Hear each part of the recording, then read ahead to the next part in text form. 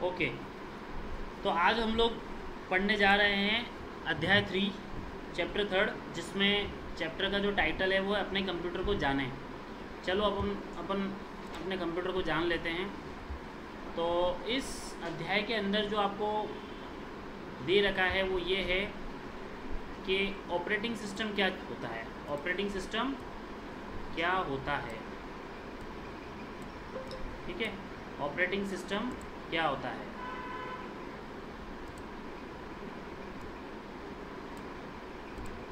तो सबसे पहले कई बच्चों के मन में सवाल आ रहा होगा कि ये ऑपरेटिंग सिस्टम क्या है। तो आसान शब्दों में आप समझे, ऑपरेटिंग सिस्टम एक सॉफ्टवेयर होता है। ऑपरेटिंग सिस्टम एक सॉफ्टवेयर होता है। क्या होता है? एक सॉफ्टवेयर। ये वो सॉफ्टवेयर होता है जो पूरे कंप्यूटर का मुखिया होता है, ठीक है। पूरे कंप्यूटर का जो मैनेजमेंट है आपके इसी ऑपरेटिंग सिस्टम के हाथ में होता है। अब ये ऑपरेटिंग सिस्टम शब्द आपको नहीं समझ में आ रहा है तो मैं आपको कहूँ, आप एंड्रॉयड को जानते हो, आप विंडोज़ को जानते हो, आप iOS को जानते हो, आप लिनक्स को जानते हो, आप यूनिक्स को जानते हो, आप MS-DOS को जानते हो। तो ये इतने सारे जो एग्जांपल्स मैंने आप लोगों को बताए, ये सारे के सारे क्या है? Operating system. कहा ऐसा जाता है या किताबों में आपको देखने को ऐसा मिलेगा कि ऑपरेटिंग सिस्टम एक ब्रिज का काम करता है, पुल का काम करता है। पुल क्या होता है? एक पुल है, एक रोड को दूसरे रोड से मिलाने का काम कर रहा है। या कई बार नदी नीचे से निकलती है, रिवर नीचे से निकलती है और आसपास में रोड होता है, तो अब रिवर में से तो लोग कैसे निकलेंगे? तो उस रिवर के ऊपर फ्लाईओवर बनाया होता है, ब्रिज बना होता है, ताकि इस जगह के लोग इस जगह बिना पानी में गए उस रिवर अपने पुल पर से गुजर सके। यानी कि दो रास्तों को जोड़ने का काम आपका पुल कर रहा है। वैसे के वैसे ऑपरेटिंग सिस्टम हार्डवेयर को यूजर से मिलाने का काम कर रहा है। ये यूज़र है, आपका कंप्यूटर हार्डवेयर है। अगर बीच में ऑपरेटिंग सिस्टम ना होगा तो हार्डवेयर यूज़र के किसी काम का नहीं है और यूज़र भी कंप्यूटर को एक क्लिक तक नहीं कर सकता, ठीक है। अपना फ़ोन अगर नहीं चलता है, ऑपरेटिंग सिस्टम अंदर नहीं होता है, एंड्रॉयड नहीं है, तो हम ना कॉल कर पाते हैं ना कोई चीज़ एक्सेस कर पाते हैं।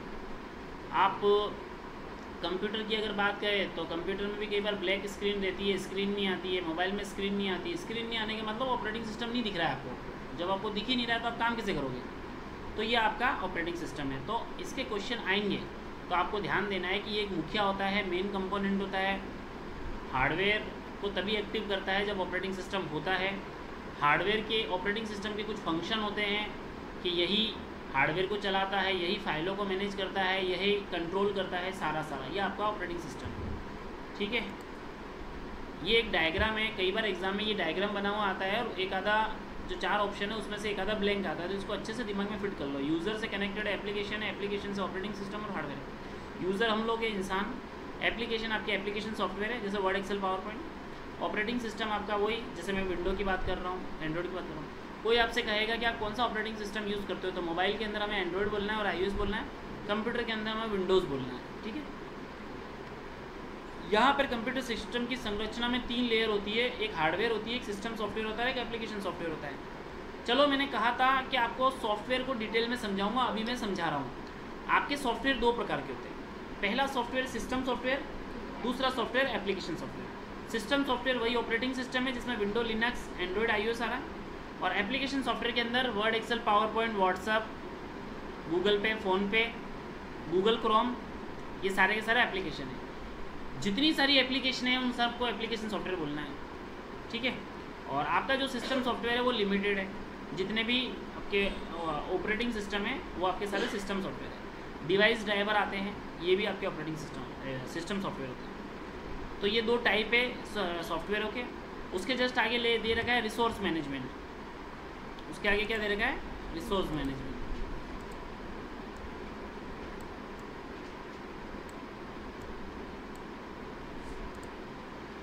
रिसोर्स मैनेजमेंट क्या करता है? रिसोर्स का मतलब होता है संसाधन, ठीक है। जितने भी प्रिंटर है, स्कैनर है और भी गैजेट्स कंप्यूटर से कनेक्टेड होते हैं वो, तो उसका मैनेजमेंट कौन करता है? Operating system. अगर हम इसको ऐसे समझे, हमारा घर का जो मुखिया होता है वो पापा होते हैं, पापा, मम्मी, दादा, दादी होते हैं। वो चाहेंगे कि घर में क्या आना चाहिए और क्या नहीं आना चाहिए, तो वही होता है वो जो चाहते हैं।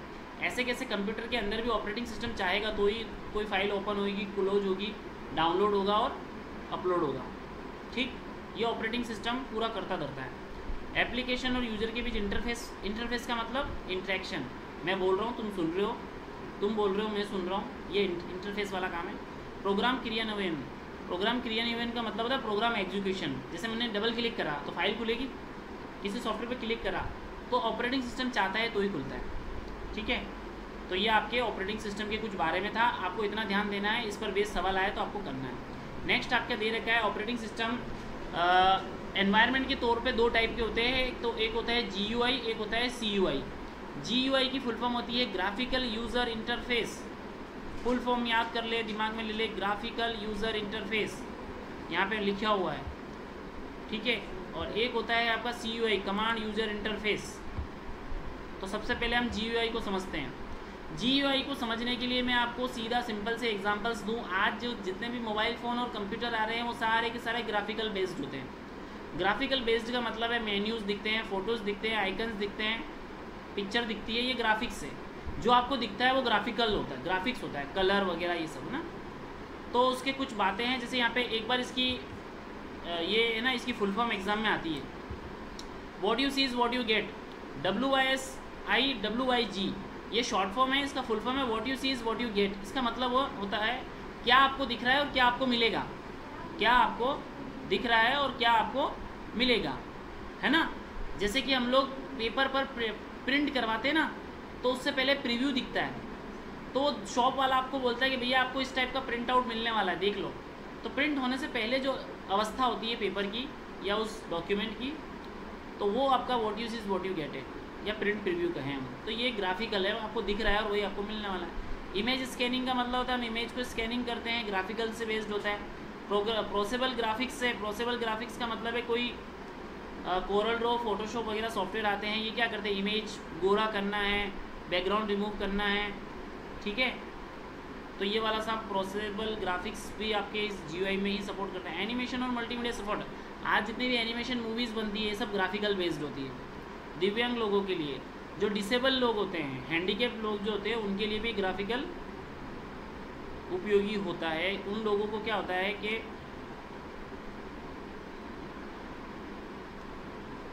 उन लोगों को मान लो नहीं दिख रहा है तो वो उभरे हुए चीज़ों से फील कर लेते हैं, ठीक है। कलर कॉम्बिनेशन का आभास उन्हें फील हो जाता है। तो ये हम कह सकते हैं कि डिसेबल लोगों के लिए भी आपका रहता है। फिर GUI के लाभ है, ग्राफिकल यूज़र इंटरफेस के लाभ भी होते हैं। लाभ तो है ही है, यूज़र फ्रेंडली होता है ना, बिना पढ़ा लिखा भी सीख सकता है, बिना पढ़ा लिखा ग्राफिकल को सीख सकता है, क्योंकि उसको आप डायरेक्शन दोगे ऐसा करना है, ऐसा करना है, ऐसा करना है, तो उसको दिख रहा है। जबकि दूसरे वाले के अंदर उसको याद करना पड़ेगा, पढ़ना पड़ेगा, अगर एक भी स्पेलिंग नहीं आई तो वो आपका नहीं चलता है। तो आप इसको शॉर्ट में से समझें। और GUI के डिसएडवांटेज भी है। डिसएडवांटेज क्या है, प्रोसेसर हैवी होना चाहिए, सिस्टम का जो कॉन्फ़िगरेशन है वो हैवी मांगता है, रैम हैवी होनी चाहिए, है ना, बजट हैवी पड़ता है। तो ये एक टाइप का डिसएडवांटेज हम समझ सकते हैं। तो ये आपको ऑपरेटिंग सिस्टम के बारे में मालूम होना चाहिए। चलिए अब हम लोग समझते हैं कंप्यूटर के आगे का कुछ फंडामेंटल्स। तो सबसे पहले दे रखा है कंप्यूटर को बूट करना। क्या होता है बूट करना, चालू करना। जब हम किसी कंप्यूटर को स्टार्ट करते हैं तो उस प्रोसेस को हमको बूटिंग बोलना है, उसको कंप्यूटर को बूट करना कहते हैं। कंप्यूटर को स्टार्ट होने के बाद में जो फर्स्ट स्क्रीन नज़र आती है इसे हम डेस्कटॉप कहते हैं। इसे हम क्या कहेंगे, डेस्कटॉप। तो अगला क्वेश्चन है डेस्कटॉप एरिया क्या है। तो जब कंप्यूटर स्टार्ट हो जाता है जो बैकग्राउंड स्क्रीन होती है उसे डेस्कटॉप कहना है। टास्क बार किसे कहते हैं, ये आपकी टास्क बार है, ये नीचे वाली ये पूरी की पूरी ब्लैक कलर की टास्क बार है, ये आपका डेस्कटॉप है पूरा, और ये आपकी टास्क बार है। देख लो, पहचान लो, एग्जाम में क्वेश्चन आएगा नीचे क्या होता है डेस्कटॉप के, तो ध्यान रखना टास्क बार। बैकग्राउंड को क्या बोलते हैं, तो डेस्कटॉप। आइकन्स, ये आपके आइकन्स है, ये आइकन्स है, ठीक है। एक है तो आइकन, बहुत सारे तो आइकन्स है, इस पर बेस भी क्वेश्चन आते हैं। फिर आता है सिस्टम ट्रे। ये वाला जो है ना राइट साइड के अंदर डेट एंड टाइम, नेट वाला और नोटिफिकेशन वगैरह जो एरिया आता है इसे हम सिस्टम ट्रे कहेंगे। क्विक लॉन्च आइकन, ये वाला एरिया, ये जो मैंने पिन कर रखी चीज़ें ये आपके क्विक लॉन्च है, इसे हम क्विक लॉन्च कहते हैं। ये क्विक लॉन्च है, वो सिस्टम ट्रे हैं। तो एक ही टास्क बार के इतने सारे पार्ट कर रखे हैं इन्होंने, आप देख करके समझ सकते हैं। उसके बाद नेक्स्ट आता है शॉर्टकट आइकन। शॉर्टकट आइकन क्या होता है, तो आप समझे शॉर्टकट आइकन जो होता है जिसके नीचे ये एरो होता है ना, जिसके नीचे एरो होता है, इसका भी एक क्वेश्चन आया था कि शॉर्टकट आइकन की क्या पहचान है, तो नीचे ऐसा एरो होता है, तो जिसके नीचे एरो होता है वो शॉर्टकट आइकन होता है, ठीक है। और शॉर्टकट आइकन एक प्रोग्राम आइकन ही होता है, प्रोग्राम आइकन कहो या शॉर्टकट आइकन कहो एक ही बात है। शॉर्टकट आइकन को जब आप डिलीट कर दोगे ना, तो कर लो, मेन फाइल डिलीट नहीं हुई है, मेन आपका सॉफ्टवेयर पड़ा हुआ है इसके अंदर, ये रहा, यहाँ पे है माइक्रोसॉफ्ट एज, मैंने यहाँ से माइक्रोसॉफ्ट एज को डिलीट किया। तो इतना आप समझ ले, शॉर्टकट आइकन डाउन एरो होता है नीचे, ठीक है। नेक्स्ट है स्टार्ट मेनू, ये आपकी स्टार्ट मेनू है। अकाउंट्स ओपन, अकाउंट्स ओपन का मतलब कल जैसे बताया था यूज़र अकाउंट्स होते हैं इसके अंदर, एक खूब सारे। पावर बटन स्विच ऑफ करने के काम में आता है, कंप्यूटर को शट डाउन करने के काम में आता है। क्विक लिंक को बार बार यूज़ करना, ठीक है। रीसेंट डॉक्यूमेंट्स जो होते हैं, रीसेंट का मतलब होता है कि भाई जिन एप्लीकेशन को आप बार बार ओपन करोगे वो रीसेंट में चले जाते हैं। ये ऑल ऐप्स से आपके इस पर क्लिक करोगे तो यहाँ पे ऑल ऐप्स का ऑप्शन आता है, ऑल ऐप्स में भी हम जा सकते हैं। सर्च वाला जो ऑप्शन होता है वो आपके प्रोग्राम को, फोल्डर को ढूंढने का काम करता है। जैसे कि मान लो मुझे कोई सॉफ्टवेयर चाहिए तो मैं यहाँ खड़ा हो जाऊँगा और मैं यहाँ लिखूँगा WORD, तो मुझे MS वर्ड सर्च होकर के मिला है। तो ये सर्च होने वाली तकनीक है, सर्च करना अपने को आना चाहिए। फेवरेट ऐप को पिन करना, ये सभी के फ़ोन में होता है, हार्ट शेप होता है, दिल बना होता है या स्टार बना होता है। आप चाहते हो कि इन प्रोग्रामों को मुझे बार बार खोलने की ज़रूरत पड़ती है तो आप उसको फेवरेट में डाल दो, तो वो क्या होती है, फेवरेट में चली जाती है, अलग से एक उसका ग्रुप बन जाता है, ठीक है, उसको पिन हो जाते हैं। टास्क व्यू क्या होता है, ये आपका टास्क व्यू है। ये जो मैं रिसेंट में मैंने इतने सारे एप्लीकेशन खोल रखे, ये आपके टास्क व्यू है। 4 प्रोग्राम खुले हुए तो 4 का छोटा छोटा विंडो बन जाएगा। मुझे एक विंडो से दूसरी विंडो में स्विच करना है तो वो टास्क व्यू कहलाता है। मल्टीपल डेस्कटॉप भी आप देख सकते हैं, टास्क व्यू के अंदर देखने को मिलता है आपको। माइक्रोसॉफ्ट एज क्या होता है, माइक्रोसॉफ्ट एज अभी मैंने शॉर्टकट डिलीट किया था, वो माइक्रोसॉफ्ट एज था। क्वेश्चन इसका मैंने दिया था आप लोगों को। माइक्रोसॉफ्ट एक एज जो होता है क्या होता है, ब्राउज़र होता है। क्या होता है, बाय डिफ़ॉल्ट विंडो 11 के अंदर जो ब्राउज़र आता है उसका नाम माइक्रोसॉफ्ट एज है।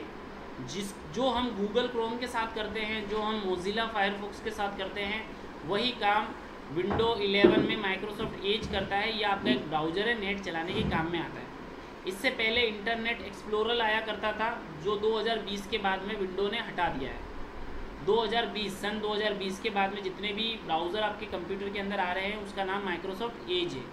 ये एज का आइकन है, ऐसा ई बना हुआ, देख लो, ये ई टाइप बना हुआ रहेगा, ये माइक्रोसॉफ्ट एज है। उसके बाद में आता है माइक्रोसॉफ्ट स्टोर। मोबाइल के अंदर प्ले स्टोर हुआ करता है, माइक्रोसॉफ्ट स्टोर का होगा। अगर आपको कोई सॉफ्टवेयर डाउनलोड करने हैं तो माइक्रोसॉफ्ट स्टोर से जाके करोगे तुम लोग, ठीक है। वैसे हम करते नहीं है क्योंकि इसमें लॉगिन करना पड़ता है, अकाउंट जैसे फ़ोन में होता है वैसे ही होता है, लेकिन हम लोग इसका इतना यूज़ नहीं करते हैं। आप तो इसको पढ़ने के तौर पे देख लो, इसके अंदर सारे सॉफ्टवेयर मिलेंगे, क्योंकि विंडो में लॉगिन करना और बहुत सारी इसमें करना पड़ता है। आपको डायरेक्ट गूगल से मिल जाता है सारे सॉफ्टवेयर।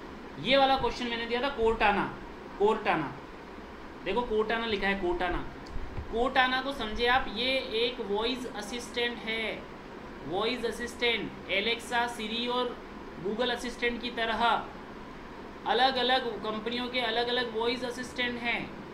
अमेज़न का है एलेक्सा, एप्पल का है सिरी और गूगल का है गूगल असिस्टेंट।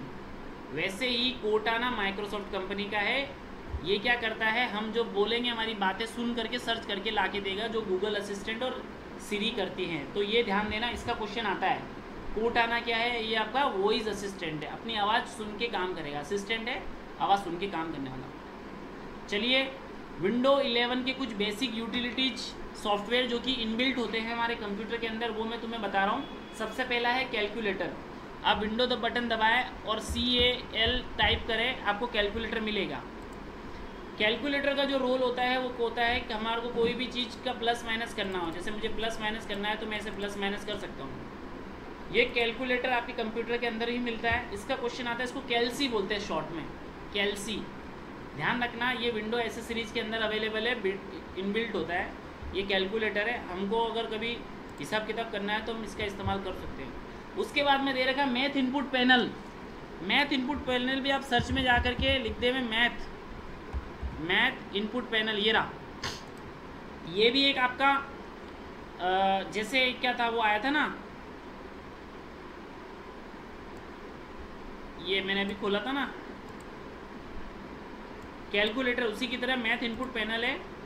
इनबिल्ट होता है कुछ रफ काम वगैरह मैथ से रिलेटेड करने के लिए, जैसे 2 स्क्वायर है ना। तो ये मैथ इनपुट पैनल है, इसमें इरेजर भी मिलेगा, टाइम पास करने के लिए।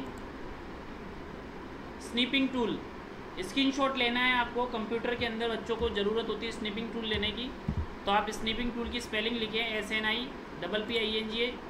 ये स्नीपिंग टूल है।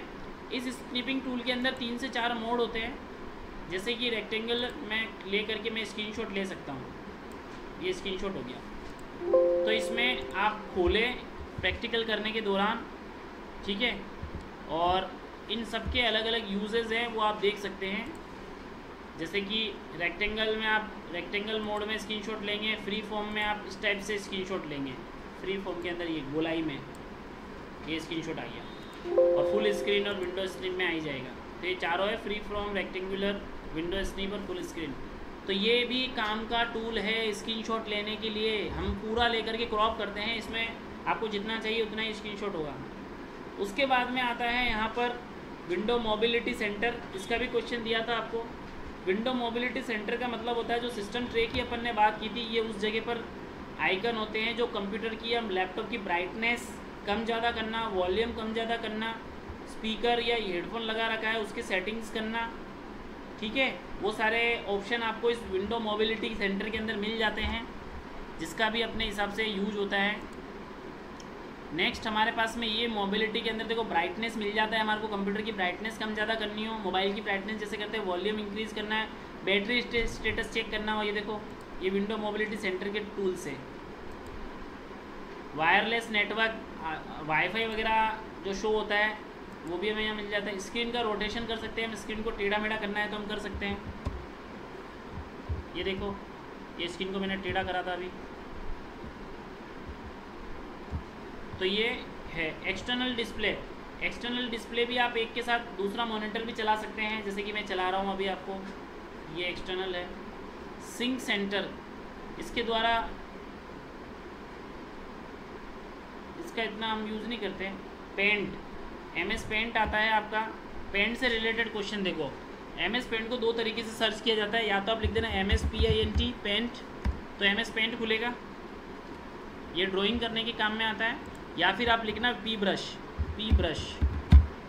तो भी MS पेंट मिल जाएगा। तो कई बार क्वेश्चन आ जाता है कि MS पेंट को किस तरीके से खोल सकते हैं, तो P ब्रश से भी खोल सकते हैं और MS पेंट से भी। इसके फाइल एक्सटेंशन आपको ध्यान देने हैं, जैसे कि जब आप इमेज सेव करते हैं तो देखिए PNG इसका एक्सटेंशन है, ये ध्यान रखना आप लोग। अभी क्या कह रहा हूँ मैं कि अभी आप जो विंडो यूज़ कर रहे हो उसके अंदर जब आप ड्राइंग करोगे तो वो जो इमेज बनेगी वो किस फॉर्मेट में सेव होगी? PNG की फुल फॉर्म एग्जाम में आती है, पोर्टेबल नेटवर्क ग्राफिक्स, मैंने एक्सटेंशन लिखवा रखे हैं। JPG joint photograph expert group, BMP bitmap picture, GIF graphical interchange format. तो ये कुछ 4 से 5 इमेज के फाइल एक्सटेंशन है। एक्सटेंशन समझ नहीं आता, समझाता हूँ। गाने सुनते हैं हम लोग, MP3 गाना सुनेंगे, MP3 सुनने वाला होता है, MP4 देखने वाला होता है। पहचान कैसे हो रही है? MP3 और MP4 दोनों क्या एक्सटेंशन है गानों के, है ना। AVI आता है, वो भी एक एक्सटेंशन होता है। ऐसे कैसे इमेज के एक्सटेंशन होते हैं। गवर्नमेंट जॉब के फॉर्म भरते हैं तो जो उसकी नोटिफिकेशन में आता है उसमें बोलता है कि भाई JPG फॉर्मेट में इमेज अपलोड करना, साइन JPG में अपलोड करना, मतलब उस इमेज का एक्सटेंशन JPG रखना। BMP करोगे तो सपोर्ट नहीं करेगा, GIF करोगे तो सपोर्ट नहीं करेगा। तो ये सब के सब क्या है? एक्सटेंशन है। जैसे MS वर्ड का .docx होता है, एक्सेल का .xlsx होता है, वैसे। तो ये थोड़ा सा इम्पोर्टेंट है, इसका एक क्वेश्चन आ जाता है तो आपके मार्क्स नहीं कटे, ध्यान रखना। सिस्टम टूल्स, जैसे कि हम लोग फ़ोन खरीदते हैं, कंप्यूटर खरीदते हैं, तो उसके साथ में एक फर्स्ट एड बॉक्स आता है, एक सिस्टम टूल्स भी आता है, पाने पकड़ छोटे से आते हैं। वैसे कि वैसे कंप्यूटर जब हम लोग खरीदेंगे तो उसके कुछ सिस्टम टूल्स आते हैं, इसका भी क्वेश्चन आ जाता है। देखो छोटा सा टॉपिक है 3 लाइन का, लेकिन इसका पिछले बार में मैंने एक क्वेश्चन देखा था। इसमें क्या पूछ रहा था वो मैं आपको लिख करके बता देता हूँ, आपको हो सकता है काम आ जाए। मैं लिख देता हूँ यहाँ पे। एक होता है सी क्लीनर, ये एडिशनल ऐप है जो C ड्राइव को क्लीन करती है।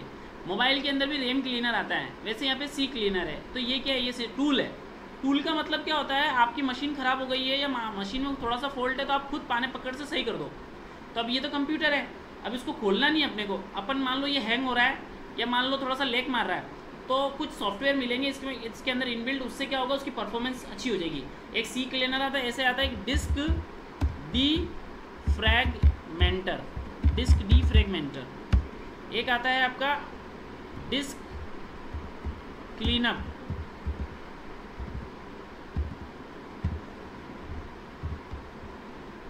ये कुछ 3 मैंने यहाँ पे लिखे हैं, ध्यान रखिएगा आप लोग। ये तीनों के तीनों क्या है, कंप्यूटर की परफॉर्मेंस को इम्प्रूव करेंगे। सिस्टम टूल है, ये स्पीड बढ़ाएंगे। कंप्यूटर की हैंग हो रहा था तो ये क्या करेंगे, क्लीन कर देंगे। कई बार क्या होता है, अपन कंप्यूटर चलाते हैं, नेट चलाते हैं ना, तो बिना काम की फाइलें आ जाती है। वो क्या करती है, कंप्यूटर की परफॉर्मेंस को बढ़ा देती है। ये डिस्क क्लीनअप और डिस्क फ्रेगमेंटर ऐसे टूल है, इनको चलाना पड़ता है, इसका भी प्रोसीजर है। इसके प्रोसीजर को फॉलो करते हैं ना, तो सारी बिना काम की फाइलें, अटरम सटरम जो फाइलें आई है, आदि करप्टेड फाइलें, डैमेज फाइलें, उन सबको रिमूव कर देता है ये, और आपकी परफॉर्मेंस कंप्यूटर की बढ़ा देता है। इसके अलावा कई बार आपने इंस्टाग्राम और यूट्यूब पे भी देखने को मिला होगा, एक कई बार रन में जाकर के लोग ये भी टाइप करते हैं, तो ये भी एक इसी टाइप का फीचर है। टेम्परेरी फाइल को रिमूव करता है। और एक होता है प्रीफेच क्या करता है, आपके कंप्यूटर के अंदर बिना काम की फाइलें होती है, उनको रिमूव करता है। कैसे करना है, रन में जाकर के लिखना है प्रीफेच। ये प्रीफेच लिखा मैंने, तो जैसे प्रीफेच लिखा तो देखो एक विंडो खुल रहा है, ये 102 फाइलें बिना काम की। आप इसको सेलेक्ट करिए और डिलीट कर दीजिए। जो कंप्यूटर की परफॉर्मेंस को अच्छा रखना चाहता है, वो अगर ये प्रोसीजर फॉलो करेगा तो उसका कंप्यूटर हमेशा आराम से चलेगा। ठीक है, तो ये कुछ मैंने बातें बताई सिस्टम टूल को लेकर के। देखो यहाँ लिखा है डिस्क को फ्रैगमेंट, ठीक है ना, सिस्टम को बढ़ाया जाता है बस। अब आता है कुछ एप्लीकेशंस, यानी कि कुछ ऐसे सॉफ्टवेयर जो कि आपको काम के है भी और काम के नहीं भी है। जैसे एक आता है वर्डपैड क्या है, टाइपिंग वाइपिंग करना है तो करो, अदरवाइज तो हम तो MS वर्ड में करते हैं। लेकिन वर्डपैड इनबिल्ट होता है कंप्यूटर के अंदर। इसका क्वेश्चन कभी आ जाए तो ध्यान देना, वर्डपैड और नोटपैड 2 छोटी एप्लीकेशन है जो कंप्यूटर के अंदर इनबिल्ट आती है, ये ना ही डिलीट होती है। वर्डपैड का क्या काम होता है, टाइपिंग से रिलेटेड काम करना, और एक होता है आपका नोटपैड में भी टाइपिंग करते हैं, जैसे कि अभी मैं कर रहा था, ये नोटपैड है।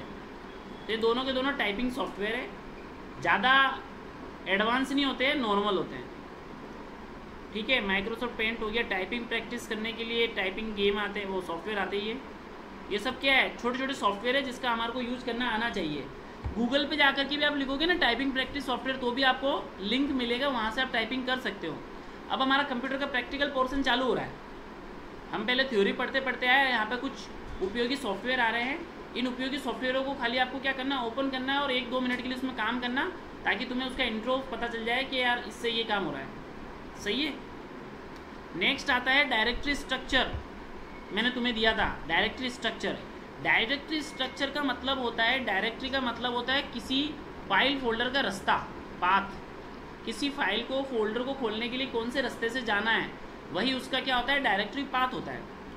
और डायरेक्टरी पाथ को देखने के लिए मैं तरीका बताऊँ तो Windows+R दबाओ और यहाँ पे कोई भी ड्राइव का D दबा दो, कोलन दबा दो। ठीक है, D नहीं है इसमें, E है इसमें। E के अंदर मैंने स्लैश करके ये खोला तो देखो एक फोल्डर खुलेगा, ये डायरेक्टरी पाथ है। अगर मुझे लंबा चौड़ा पाथ याद है तो मैं सीधा यहाँ खड़े खड़े रन से उस चीज़ को खोल सकता हूँ। तो डायरेक्टरी पाथ वाली चीज़ें समझाने के लिए इस पेज पे बताया गया है कि आप डेस्कटॉप से ही किसी भी फाइल फोल्डर में डायरेक्टली जा सकते हो बिना किसी माई कंप्यूटर में गए। तो ये डायरेक्टरी पाथ वाली बात है।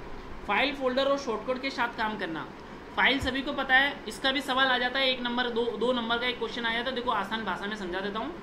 फाइल वो होता है जिसमें हम लिखते हैं, फोल्डर वो होता है जिसमें हम रखते हैं। रखना और लिखना 2 अलग अलग बात है। हमारे पास बैग है, वो एक फोल्डर है। हमारे पास एक कॉपी है, वो एक फाइल है। फाइल में हम लिखते हैं, फोल्डर में हम रखते हैं। ध्यान रखना, पीले कलर का जनरली फोल्डर देखने को मिलेगा।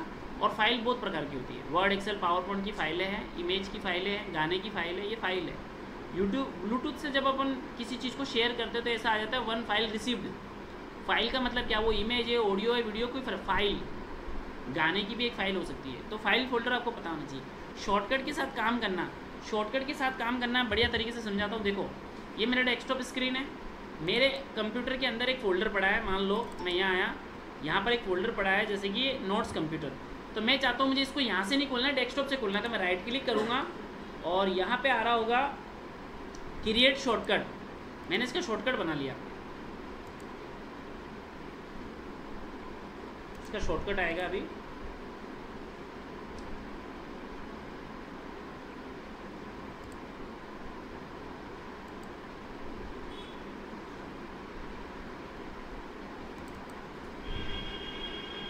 कंप्यूटर नोट्स में गया मैं, राइट क्लिक करा, मैंने क्रिएट शॉर्टकट पे क्लिक करा,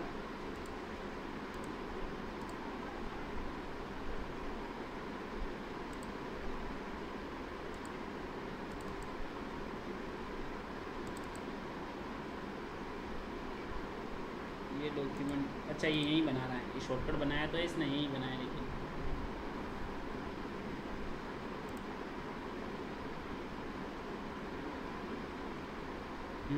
सेंड टू से करता हूँ मैं ना। ये रहा डेस्कटॉप, ये देखो इसका शॉर्टकट बन गया। क्या था टॉपिक? शॉर्टकट के साथ काम करना।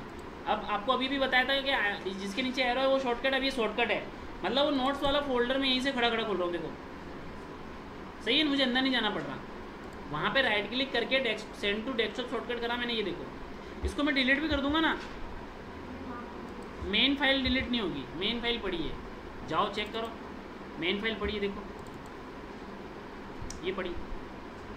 तो आप जिस फाइल को चाहते हो कि मुझे बाहर रखना है, तो आप सेंड टू करके डेस्कटॉप शॉर्टकट कर दो, ये आ गई है यहाँ पे। कोई भी PDF है, इमेज है, सिर्फ आपके लिए। मोबाइलों में भी ऐसा होता है, हम जिस साइट को बार बार विजिट कर सकते हैं उसको हम इस तरीके से डेस्कटॉप होम स्क्रीन पे ला सकते हैं। तो ये मैंने आपको क्या बताया, फाइल फोल्डर और शॉर्टकट के साथ काम करना। शॉर्टकट आइकन्स वही वाली बात है, ये देखिए, ये फाइल फोल्डर का आइकन है, डी ड्राइव का नाम लिखें, holiday.jpg खोले, जो अभी मैंने करा था वही है। इसमें रिसाइकल बिन, रिसाइकल बिन को समझना, ये रिसाइकल बिन है, सभी को पता होता है कि कंप्यूटर से जो चीज़ें डिलीट होती है वो कहाँ जाती है, रिसाइकल बिन के अंदर। अभी जिस शॉर्टकट को डिलीट कर रहा हूँ मैं, देखो ये रिसाइकल बिन में चला गया है। इसको वापस करना है, लाना है, तो राइट क्लिक करना, रीस्टोर, तो ये वापस आ जाएगा। इसमें एक खास बात है, जहाँ से डिलीट होता है वहीं मिलता है। अच्छा, आप चाहते हो कि ये रिसाइकल बिन में जाए ही ना और सीधा डिलीट हो जाए, तो आपको इसकी शॉर्टकट की एग्जाम में आती है शिफ्ट प्लस डिलीट। मैं क्या कर रहा हूँ, शिफ्ट दबा रहा हूँ, शिफ्ट दबा के डिलीट कर रहा हूँ। जैसे मैंने शिफ्ट डिलीट करा, आप रिसाइकल बिन में जाए, आपको वो फाइल नहीं मिलेगी, डायरेक्ट बाहर चली गई।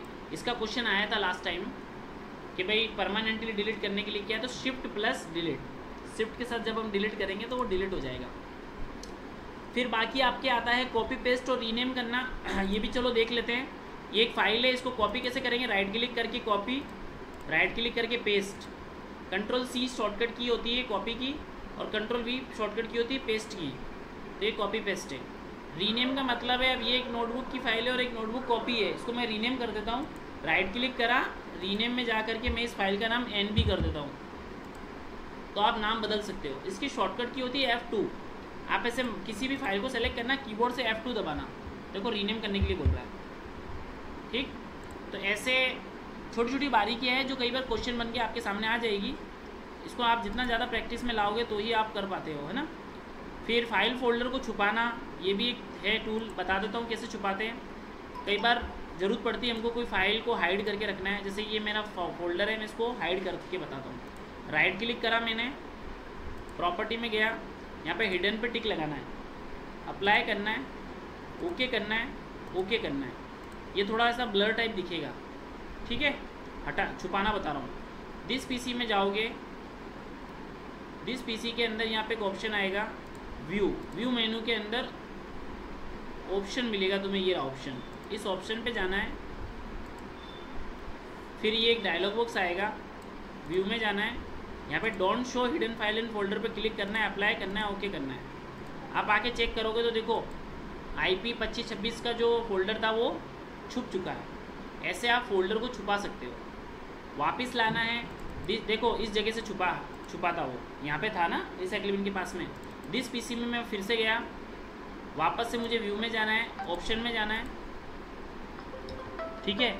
और यहाँ आके मुझे क्या करना है, व्यू में जाना है, show hidden file and folder पे टिक करना है, अप्लाई करना है, ओके करना है, और आके चेक करूँगा मैं, ये रहा मेरा फोल्डर, इस फोल्डर को वापस से राइट क्लिक करके प्रॉपर्टी में जाना है, हिडन पे से अनटिक करना है, अप्लाई करना है, ओके करना है और ओके करना है। आपका फोल्डर वापस आपके सामने है। तो इसके भी कई बार क्वेश्चन बन जाए तो ध्यान रखना हिडन करने का क्या सीन है, ठीक है। हाइड करना, छुपाना, है ना, छुपाने को इंग्लिश में हिडन का हाइड करना कहते हैं। फिर बाकी आपके फाइल को हाइड करना की प्रोसीजर ही बता रहा है, यहाँ पे लिखा हुआ है, ठीक है। छुपी हुई फाइल को वापस लाने का बोल रहा है ये। इनक्रिप्शन क्या होता है ये भी आप समझ ले। किसी फाइल को अपन नहीं पढ़ सके वो इनक्रिप्शन फॉर्मेट होता है, ठीक है। तो इस चैप्टर के अंदर खासकर जो बातें थी मैंने आप लोगों को बता दी है। हाँ, अब इस चैप्टर के अंदर आता है प्रोग्राम को इंस्टॉल करना। इंस्टॉल का मतलब होता है डाउनलोड करना नहीं, डाउनलोड तो गूगल से हो जाता है। इंस्टॉल का मतलब होता है स्थापित करना, चलाने के लायक बनाना, आप उसको चला पाओगे, वो उसको बोलते हैं इंस्टॉल। अनइंस्टॉल का मतलब होता है आपको यूज़ नहीं करना है, आपको डिलीट मारना है। तो जब आपको डिलीट मारना है तो आपको अनइंस्टॉल करना पड़ेगा कंट्रोल पैनल में जाके। कंट्रोल पैनल में जाकर के आप किसी भी सॉफ्टवेयर को इंस्टॉल और अनइंस्टॉल कर सकते हो। कैसे करना है, ये कंट्रोल पैनल का आइकन है, देखिए मैं इंस्टॉल अनइंस्टॉल करना बता रहा हूँ। जैसे मैंने कंट्रोल पैनल खोला तो ये विंडो दिख रहा है मुझे, देखो ये विंडो दिख रहा है। इसमें से मुझे अगर किसी सॉफ्टवेयर को डिलीट करना है तो प्रोग्राम्स में जाना है, प्रोग्राम एंड फीचर में जाना है। जितने सारे प्रोग्राम दिख रहे हैं उस पर जैसे गूगल क्रोम को हटाना है तो राइट क्लिक करूँगा, अनइंस्टॉल आ रहा है। अनइंस्टॉल करते ही एक प्रोसीजर चलाएगा 2-5 मिनट का और सॉफ्टवेयर डिलीट हो जाएगा। जब भी कभी आपको कंप्यूटर से डिलीट करना हो कोई सॉफ्टवेयर तो ये मोबाइल नहीं जो टच करके वो डिलीट वाला डब्बा आता है और वहाँ पे ले जाके छोड़ते हैं अपन और डिलीट हो जाता है। इसमें डिलीट करने के लिए कंट्रोल पैनल में तुम्हें जाना पड़ेगा, तब जाकर के वो डिलीट होगा। और इंस्टॉलिंग के अंदर कई बार सीडी से भी हम लोग चीज़ें इंस्टॉल करते हैं, लेकिन आजकल सीडी का दौर नहीं है। आजकल किसका दौर है, पेन ड्राइव का। पेन ड्राइव में आप सॉफ्टवेयर किसी से ला सकते हो, जैसे मेरे से ले गए, आपने कंप्यूटर में कॉपी करा और उसको इंस्टॉल कर लिया, ठीक है। वो इंस्टॉल वगैरह भी कर सकते हैं हम लोग। और ये जैसे कि VLC मीडिया प्लेयर है, ये गाने चलते हैं इसमें, उसका इंस्टॉलेशन प्रोसेस बता रहा है। क्या करना है, डबल क्लिक करा होगा तो ऐसा विंडो खुला, फिर इसको नेक्स्ट करा, फिर ये ऐसे नेक्स्ट करा, फिर नेक्स्ट 2-3 बार करा होता है, फिर फिनिश। आपका ये VLC मीडिया प्लेयर इंस्टॉल हो जाता है, ठीक है। इंस्टॉल करने का तरीका बताया इसमें। इंस्टॉल ऐप आपकी अलग से दिख जाती है। तो इस चैप्टर के अंदर कुछ ये बातें थी, छोटे मोटे प्रोग्रामों के बारे में नॉलेज देना था इस चैप्टर के अंदर, और एप्लीकेशन सॉफ्टवेयर के बारे में बातें हो रही थी, तो थोड़ा सिस्टम सॉफ्टवेयर के बारे में बात हो रही थी।